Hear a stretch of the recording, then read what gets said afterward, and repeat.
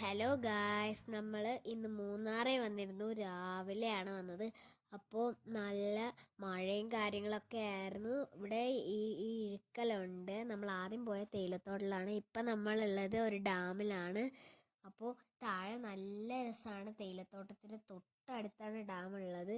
പിന്നെ നമ്മൾ നേരെ പോയത് ഒരു കാട് പോലത്തെ ഒരു സ്ഥലമാണ്. അപ്പോൾ ആ സ്ഥലത്തേക്ക് കയറാൻ വേണ്ടി നോക്കി, പക്ഷേ അവിടെ ഡേഞ്ചർ ആയതുകൊണ്ട് നമ്മൾ പോയില്ല. താഴെയും തേയിലത്തോട്ടം തന്നെയാണ്.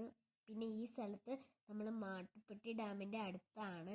അപ്പോൾ ഞങ്ങൾ ഇവിടെ നിന്ന് തന്നെയാണ് ഹോഴ്സ് റൈഡിങ്ങിന് പോയിട്ടുണ്ടായിരുന്നത്. പിന്നെ ഇവിടെ കയറി നോക്കിയപ്പോൾ 2 വേസ് ഉണ്ട്. അപ്പോൾ ഈ ഒരു വേയിൽ നീല ഒരു ഹൗസാണ് കണ്ടത്. പിന്നെ തിരിച്ച് ഇറങ്ങുമായിരുന്നു.